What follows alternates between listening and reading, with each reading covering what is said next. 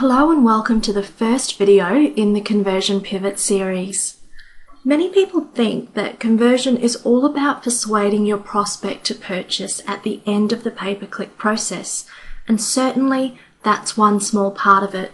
But paying for traffic to come to your site and finding out that you can't convince them at the end is a horrendously expensive process, not to mention frustrating. However, if you've set the stage right from the get-go, the conversion at the end is just the icing on the cake, and you can make that a whole lot easier by paving the way beforehand. You see, pay-per-click marketing is a holistic process, and your conversions at the end of the process can be just as reliant on what you did at the start of the process as it is about your landing page. So we're going to step through the PPC process and show you how you can set your campaigns up to get conversions with zero friction. The process starts with research, mainly keyword research and competitive research. This is one of the most crucial parts of the conversion process. Let me explain with an analogy. If you were explaining to a dating agency the sort of partner you were looking for, you'd be using particular keywords to describe the ideal partner. You may mention keywords such as a sense of humour, fit and healthy, honest, warm, likes long walks on the beach, etc. The agency then searches for people that meet your criteria or keywords. If they came back with poorly researched results and offered you meetings with people that didn't fit your keywords and profile at all, how likely would you be to link up with that person? That's effectively the conversion equivalent. But how about if they came back with someone that met every one of your criteria? You'd be pretty keen to meet up with this person, wouldn't you? It's a good matchup and a conversion seems like a good possibility. And it's the same thing with your PPC campaigns. If you're using the wrong keywords to profile and find the wrong audience, it's never going to work. There'll be no conversion. You'll pay for the process, but get no results. But if you're using well-researched keywords to profile and find the right target audience, half your job's already done for you. They already come to you interested. Your keywords are your finders. They're what you use to go out and get the right people to your offer. While commonly we try and connect with people through our website and landing page copy, not enough focus is actually put on using keywords to connect with those customers in the first place, when they're actually the ultimate matchmaking tool to connect you with the right converting customers. Remember, it's your keywords that trigger your ads in the first place. If you've got the wrong keywords triggering your ads don't appear in front of the right people, and that's a lot of effort wasted, and if you're unlucky, a lot of money as well. To target the right audience, include these top 10 tips in your keyword researching. Research trafficked keywords. There's no point bidding on keywords that people don't search for. Always check search volumes to see what size pool you'll be fishing in. Number 2, be specific, and this usually means more long-tail search terms of 3+ keywords. Think about what you're doing here.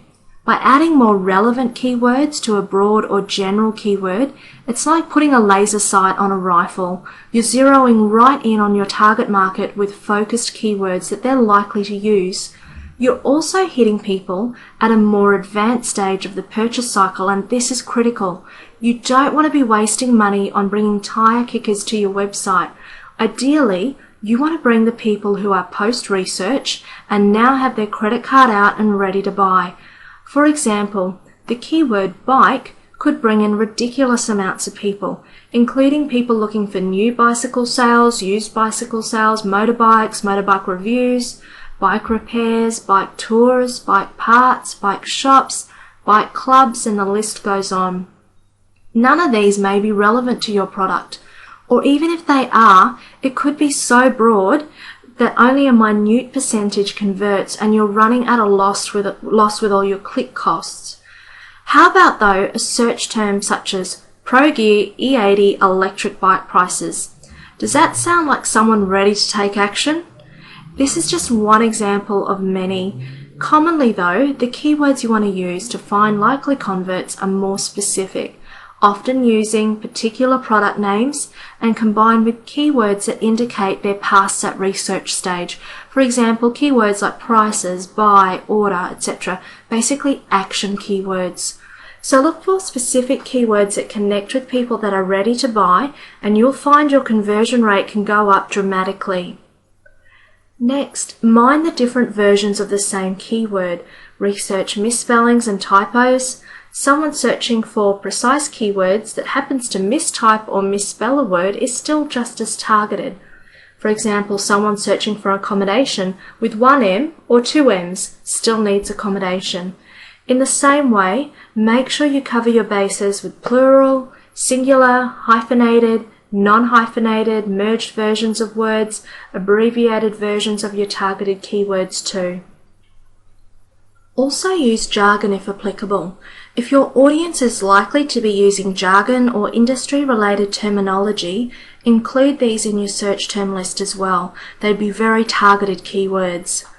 Keep in mind as well any cultural or language differences that may affect the keywords a searcher is typing in. Again, you're making sure you're not targeting the right audience with the wrong keywords.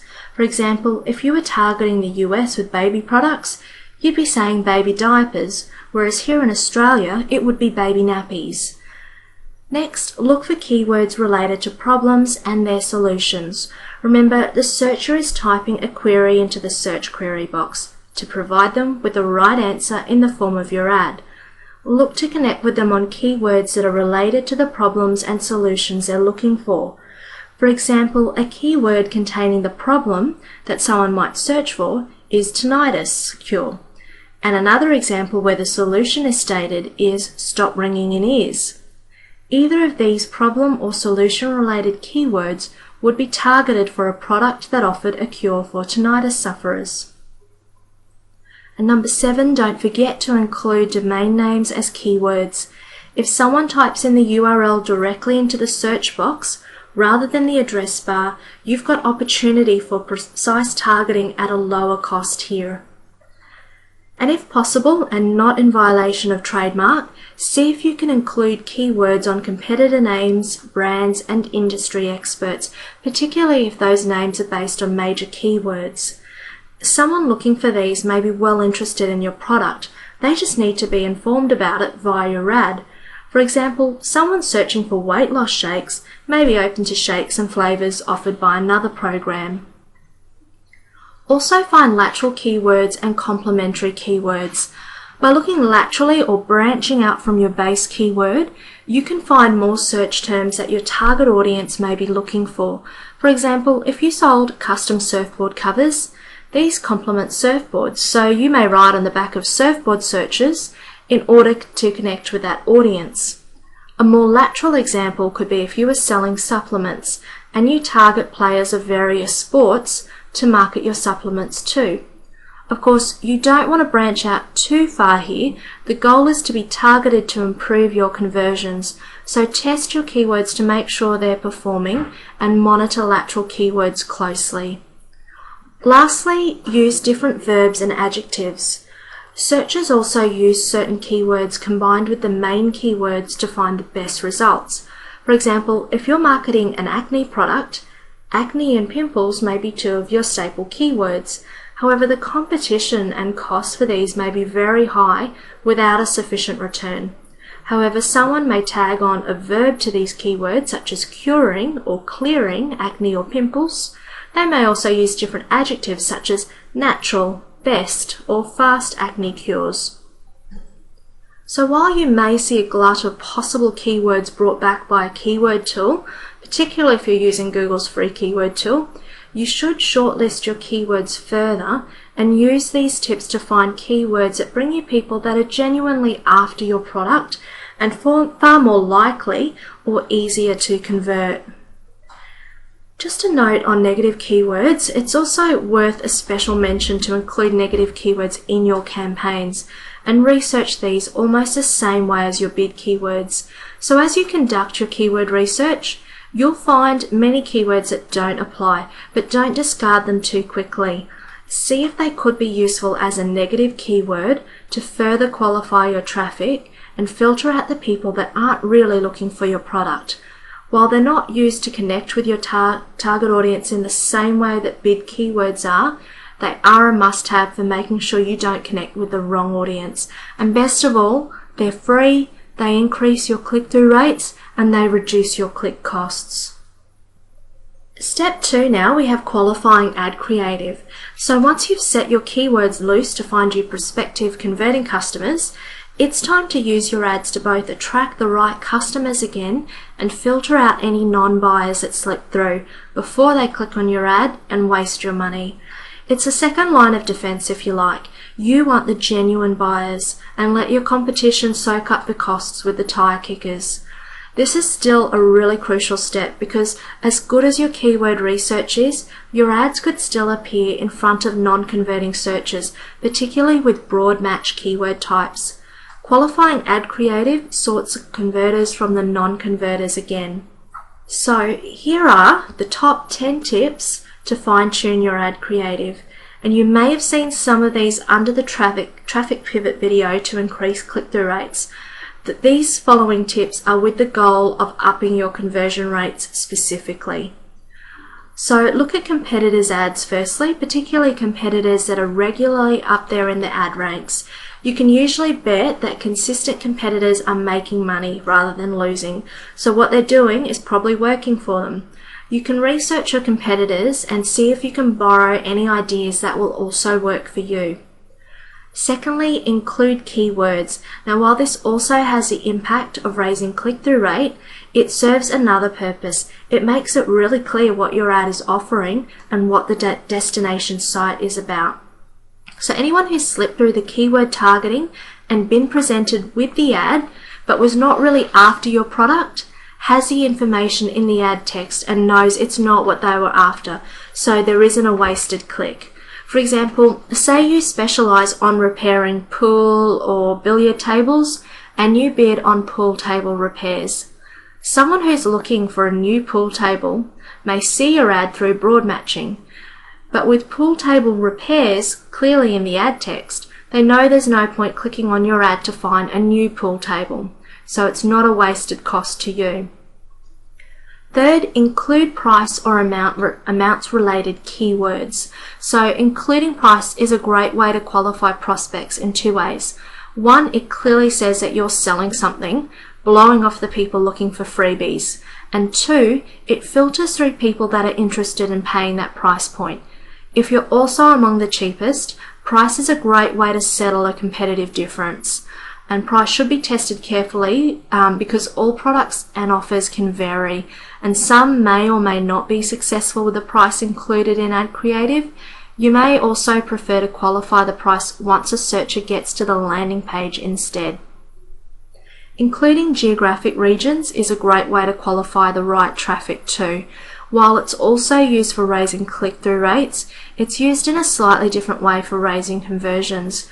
Your goal here is to qualify the people looking for your offer. So if you provide service or products to a specific area, then including this in your ad creative makes it clear that your offer is available to this particular region. Similarly to keywords, if your ad is presented through broad matching, this makes it clear to someone outside your service area that you don't cater to them, saving you click costs again. Number 5, use action keywords. And these can include keywords such as buy, register, purchase, order, sign up.